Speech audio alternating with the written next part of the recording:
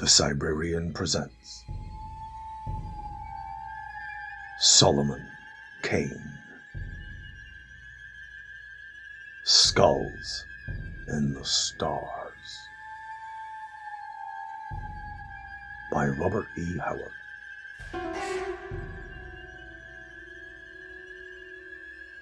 Images courtesy of Unsplash.com.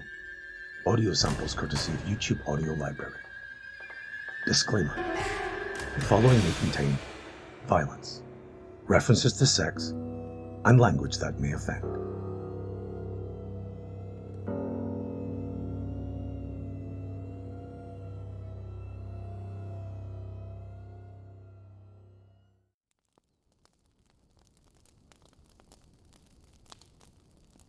He told how murders walked the earth beneath the curse of Kane, with crimson clouds before their eyes and flames about their brain, for blood has left upon their souls its everlasting stain. Thomas Hood.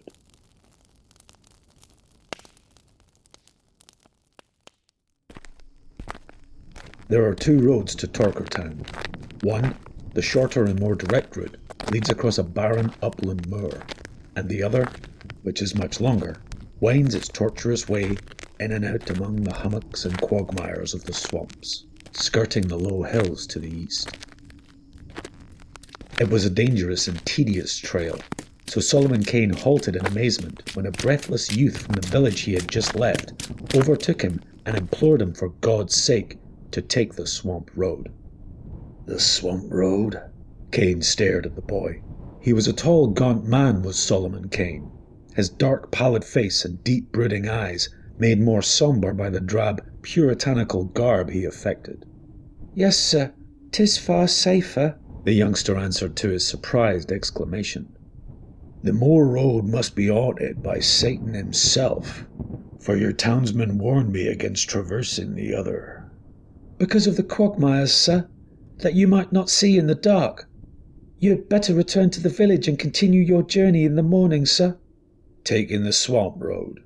"Yes, sir." Kane shrugged his shoulders and shook his head. "The moon rises almost as soon as twilight dies. By its light I can reach Torkertown in a few hours across the moor." "Sir, you had better not. No one ever goes that way.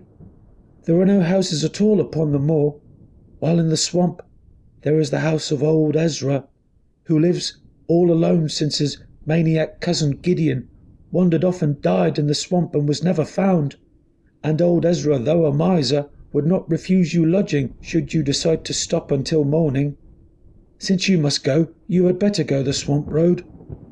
Kane eyed the boy piercingly. The lad squirmed and shuffled his feet. "Since this muir road is so dour to wayfarers," said the Puritan, "why did not the villagers tell me the whole tale, instead of vague mouthings?" "Men like not to talk of it, sir. We hoped that you would take the swamp road after the men advised you to, but when we watched and saw that you turned not at the forks, they sent me to run after you and beg you to reconsider." "Name of the devil!" exclaimed Kane sharply, the unaccustomed oath showing his irritation. "The swamp road and the moor road. What is it that threatens me, and why should I go miles out of my way and risk the bogs and mires?" "Sir," said the boy, dropping his voice and drawing closer, "we be simple villagers who like not to talk of such things, lest foul fortune befall us. But the moor road is a way accursed, and hath not been traversed by any of the countryside for a year or more. It is death to walk the moors by night, as hath been found by some score of unfortunates. Some foul horror haunts the way and claims men for his victims." "So, what is this thing like?" "No man knows. None has ever seen it and lived. But late farers have heard terrible laughter far out on the fen, and men have heard the horrid shrieks of its victims. Sir, in God's name return to the village. There pass the night, and tomorrow take the swamp trail to Torkerton." Far back in Kane's gloomy eyes, a scintillant light had begun to glimmer, like a witch's torch glinting under fathoms of cold grey ice. His blood quickened. Adventure! The lure of life, risk and drama. Not that Kane recognised his sensations as such. He sincerely considered that he voiced his real feelings when he said, "These things be deeds of some power of evil. The lords of darkness have laid a curse upon the country. A strong man is needed to combat Satan and his might. Therefore I go, who have defied him many a time." "Sir," the boy began, and then closed his mouth as he saw the futility of argument. He only added, "The corpses of the victims are bruised and torn, sir." He stood there at the crossroads, sighing regretfully as he watched the tall, rangy figure swinging up the road that led towards the moors. The sun was setting as Kane came over the brow of the low hill, which debouched into the upland fen. Huge and blood-red, it sank down behind the sullen horizon of the moors, seeming to touch the rank grass with fire. So for a moment, the watcher seemed to be gazing out across a sea of blood. Then the dark shadows came gliding from the east. The western blaze faded, and Solomon Kane struck out, boldly, in the gathering darkness. The road was dim from disuse, but was clearly defined. Kane went swiftly but warily, sword and pistols in hand. Stars blinked out, and night winds whispered among the grass like weeping spectres. The moon began to rise, lean and haggard, like a skull among the stars. Then suddenly Kane stopped short. From somewhere in front of him sounded a strange and eerie echo, or something like an echo. Again, this time louder. Kane started forward again. Were his senses deceiving him? No. Far out, there pealed a whisper of frightful slaughter, and again, closer this time. No human being ever laughed like that. There was no mirth in it, only hatred and horror and soul-destroying terror. Kane halted. He was not afraid, but for the second he was almost unnerved. Then, stabbing through that awesome laughter, came the sound of a scream that was undoubtedly human.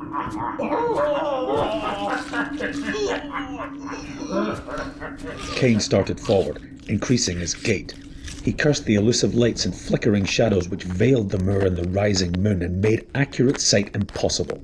The laughter continued, growing louder, as did the screams.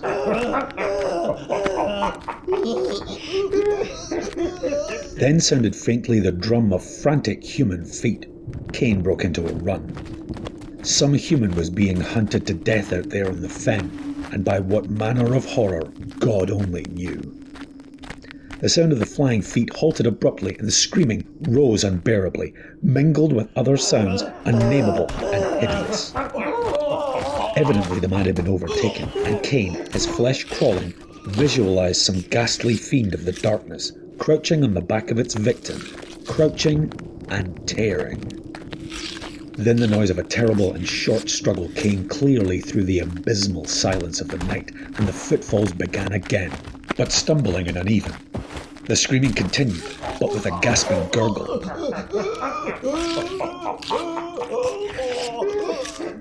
The sweat stood cold on Kane's forehead and body. This was heaping horror on horror in an intolerable manner. God for a moment's clear light. The frightful drama was being enacted within a very short distance of him, to judge by the ease with which the sounds reached him.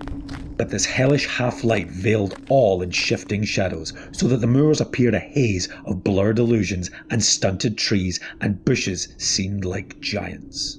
Kane shouted, striving to increase the speed of his advance. "Hold there, by God!"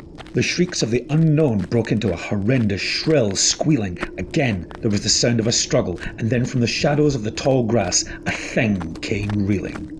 A thing that had once been a man, a gore-covered, frightful thing that fell at Kane's feet and writhed and grovelled and raised its terrible face to the rising moon and gibbered and yammered and fell down again and died in its own blood.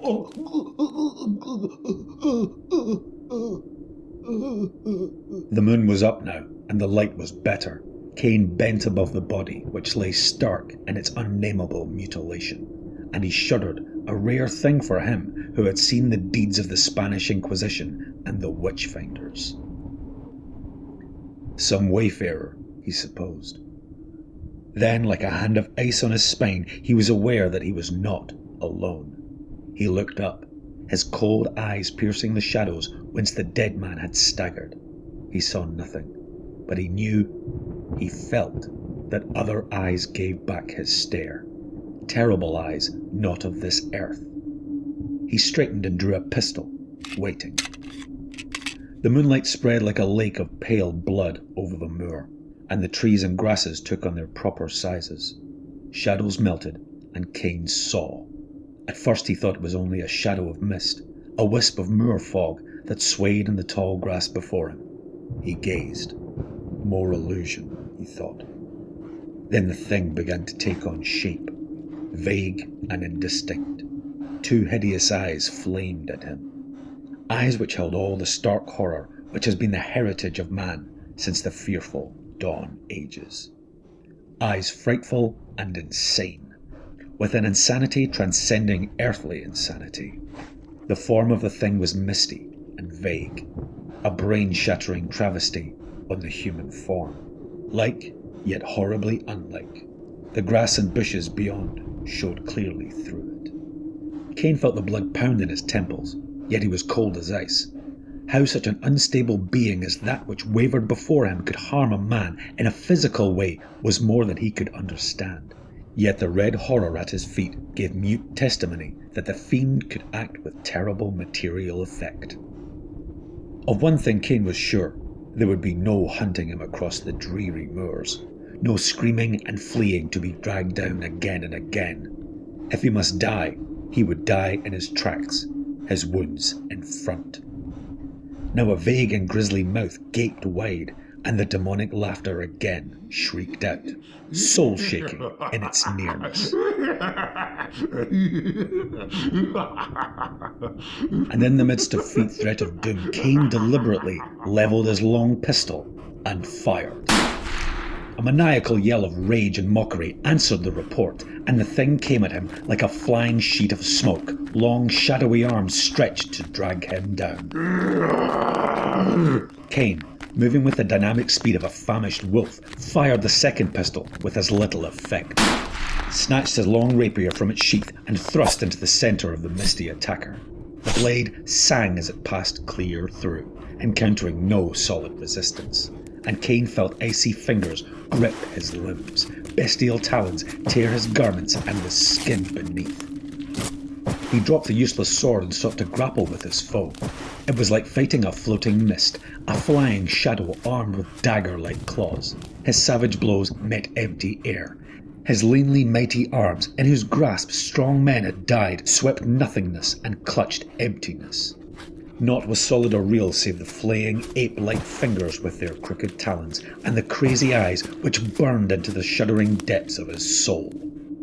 Kane realised that he was in a desperate plight indeed. Already his garments hung in tatters, and he bled from a score of deep wounds. He had never fled from a single foe, and had the thought occurred to him, he would have flushed with shame. He saw no help for it now, but that his form should lie there beside the fragments of the other victims. But the thought held no terrors for him. He only wished to give as good an account of himself as possible before the end came, and if he could, to inflict some damage on his unearthly foe. There above the dead man's torn body, man fought with demon under the pale light of the rising moon, with all the advantages with the demon save one, and that one was enough to overcome the others. If abstract hate may bring into material substance a ghostly thing, may not courage, equally abstract, form a concrete weapon to combat that ghost? Kane fought with his arms and his feet and his hands, and he was aware at last that the ghost began to give back before him, and the fearful slaughter changed to screams of baffled fury.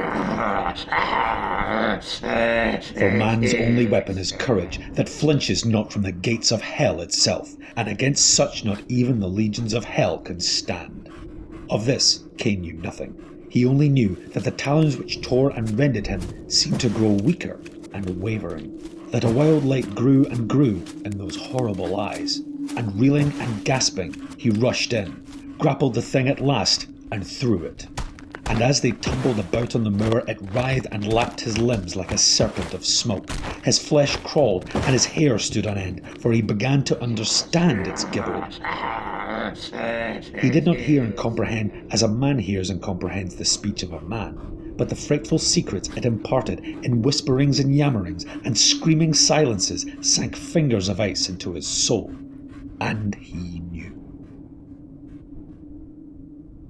Chapter 2. The hut of old Ezra the miser stood by the road in the midst of the swamp, half screened by the solemn trees which grew about it.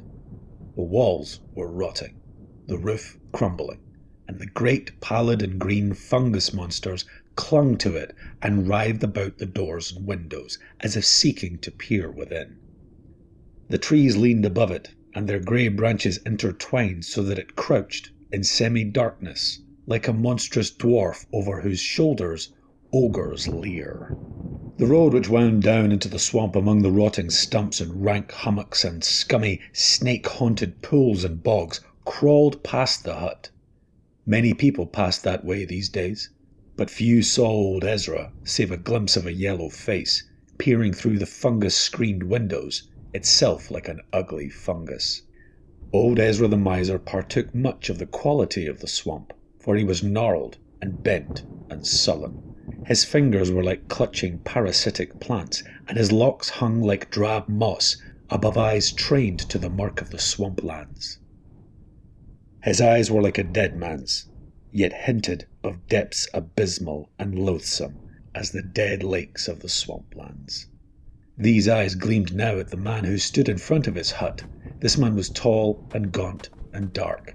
His face was haggard and claw-marked, and he was bandaged of arm and leg. Somewhere behind this man stood a number of villagers. "You are Ezra, of the swamp road?" "Aye, and what want ye of me?" "Where is your cousin Gideon, the maniac youth who abode with you?" "Gideon? Gideon? Aye, he wandered away into the swamp and never came back. No doubt he lost his way and was set upon by wolves, or died in a quagmire, or was struck by an adder." "How long ago?" "Over a year." "Aye. Hark ye, Ezra the miser. Soon after your cousin's disappearance, a countryman, coming home across the moors, was set upon by some unknown fiend and torn to pieces. And thereafter it became death to cross those moors. First men of the countryside, then strangers who wandered over the fen, fell to the clutches of the thing. Many men have died since the first one. Last night I crossed the moors and heard the flight and pursuing of another victim, a stranger who knew not the evil of the moors. Ezra the miser, it was a fearful thing, for the wretch twice broke from the fiend, terribly wounded, and each time the demon caught and dragged him down again. And at last he fell dead at my very feet, done to death in a manner that would freeze the statue of a saint." The villagers moved restlessly and murmured fearfully to each other, and old Ezra's eyes shifted furtively. Yet the sombre expression of Solomon Kane never altered, and his condor-like stare seemed to transfix the miser. "Aye, aye," muttered old Ezra hurriedly. a bad thing. Yet why do you tell this thing to me?" "Aye, a sad thing. Hearken further, Ezra. The fiend came out of the shadows and I fought with it over the body of its victim. Aye, how I overcame it I know not, for the battle was hard and long, but the powers of good and light were on my side, which are mightier than the powers of hell. At the last I was stronger, and it broke from me and fled, and I followed to no avail. Yet before it fled it whispered to me a monstrous truth." Old Ezra started, stared wildly, seemed to shrink into himself. "Nay, why tell me this?" he muttered. "I returned to the village and told my tale," said Kane, "for I knew that now I had the power to rid those moors of its curse forever. Ezra, come with us." "Where?" gasped the miser. "To the rotting oak on the moors." Ezra reeled as though struck. He screamed incoherently and turned to flee. On the instant, at Kane's sharp order, two brawny villagers sprang forward and seized the miser. They twisted the dagger from his withered hand and pinioned his arms, shuddering as their fingers encountered his clammy flesh. Kane motioned them to follow, and turning, strode up the trail, followed by the villagers, who found their strength taxed to utmost in their task of bearing their prisoner along. Through the swamp they went out, taking a little used trail which led up over the low hills and out on the moors. The sun was sliding down the horizon, and old Ezra stared at it with bulging eyes, stared as if he could not gaze enough. Far out on the moors geared up the great oak tree like a gibbet, now only a decaying shell. There Solomon Kane halted. Old Ezra writhed in his captor's grip and made inarticulate noises. "Over a year ago," said Solomon Kane, "you, fearing that your insane cousin Gideon would tell men of your cruelties to him, brought him away from the swamp by the very trail by which we came, and murdered him here in the night." Ezra cringed and snarled.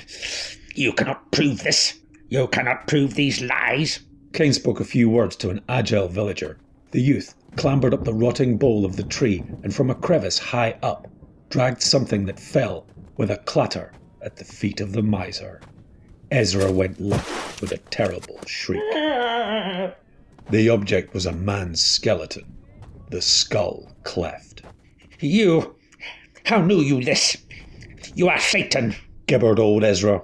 Kane folded his arms. "The thing I fought last night told me this thing as we reeled in battle, and I followed it to this tree. For the fiend is Gideon's ghost." Ezra shrieked again and fought savagely. "You knew," said Kane somberly. "You knew what things did these deeds. You feared the ghost, the maniac, and that is why you chose to leave his body on the fen, instead of concealing it in the swamp. For you knew his ghost would haunt the place of his death. He was insane in life, and in death he did not know where to find his slayer, else he had come to you in your hut. He hates man but you, but his May spirit cannot tell one man from another, and he slays all, lest he let his killer escape. Yet he will know you and rest in peace, forever after. Hate has made of his ghost a solid thing that can rend and slay. Though he feared you terribly in life, in death he fears you not at all." Kane halted. He glanced at the sun. "All this I had from Gideon's ghost, in his yammerings and his whisperings and his shrieking silences. Naught but your death will lay that ghost." Ezra listened in breathless silence, and Kane pronounced the words of his doom.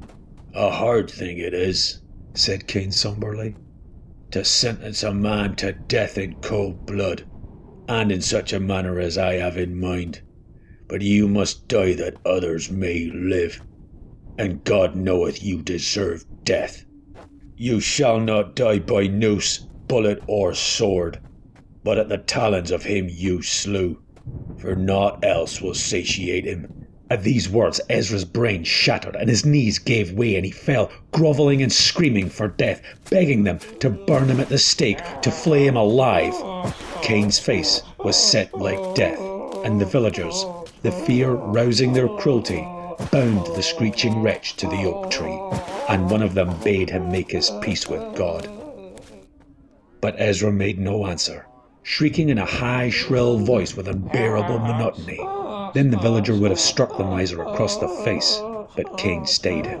"Let him make his peace with Satan, whom he is more like to meet," said the Puritan grimly. "The sun is about to set. Loose his cords so that he may work loose by dark, since it is better to meet death free and unshackled than bound like a sacrifice." As they turned to leave him, old Ezra yammered and gibbered inhuman sounds, and then fell silent, staring at the sun with terrible intensity. They walked across the fen, and Kane flung a last look at the grotesque form bound to the tree, seeming in the uncertain light like a great fungus growing to the bowl, and suddenly the miser screamed hideously. Death! Death! The skulls are in the stars! There are skulls in the stars! Life was too good to him, though he was gnarled and churlish and evil. Kane sighed. Mayhap God has a place for such souls, where fire and sacrifice may cleanse them of their dross, as fire cleans the forest, or fungus things. Yet my heart is heavy within me. Nay, sir, One of the villagers spoke. you have done but the will of God, and good shall come of this night's deed. Nay, answered Kane heavily. I know not. The sun had gone down and night spread with amazing swiftness, as if great shadows came rushing from unknown voids to cloak the world with hurrying darkness. Through the thick night came a weird echo, and the men halted and looked back the way they had come. Nothing could be seen. The moor was an ocean of shadows, and the tall grass about them bent in long waves before the faint wind breaking the deathly stillness with breathless murmurings. Then far away, the red disk of the moon rose over the fen, and for an instant, a grim silhouette was etched blackly against it. A shape came flying across the face of the moon, a bent, grotesque thing whose feet seemed scarcely to touch the earth, and close behind came a thing like a flying shadow, a nameless, shapeless horror. A moment, the racing twain stood out boldly against the moon. Then they merged into one unnameable, formless mass, and vanished into the shadows. Far across the fen sounded a single shriek of terrible laughter.